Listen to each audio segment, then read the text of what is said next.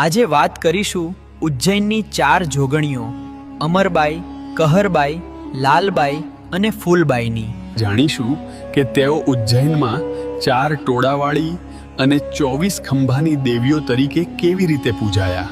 આ એક એવો પ્રસંગ છે જેમાં 4 જોગણીઓએ રાજા વીર વિક્રમની ધર્મનિષ્ઠાની પરીક્ષા લીધી હતી। પ્રાચીન સમયમાં ક્ષિપ્રા નદીના કાંઠે ઋષિ મુનિઓ પવિત્ર યજ્ઞ કરી પ્રજ્ઞુનું સ્મરણ કરી રહ્યા હતા। તે સમયે ત્યાં અચાનક વિકરાળ રાક્ષસો આવ્યા અને યજ્ઞકુંડમાં અશુદ્ધ માટી નાખી યજ્ઞનો ભંગ કર્યો। રાક્ષસો એટલા ક્રૂર હતા કે તેઓ ઋષિ મુનિઓને લોહી લુહાણ કરી જંગલમાં દોડાવીને મારવા લાગ્યા। આ અત્યાચાર રોજની ઘટના બની ગઈ। એક ઋષિપુત્ર કંટાળીને અઘોર જંગલમાં શિવશક્તિની તપસ્યા કરવા ગયો। લાંબા સમયની કઠોર તપસ્યા પછી શિવશક્તિ પ્રસન્ન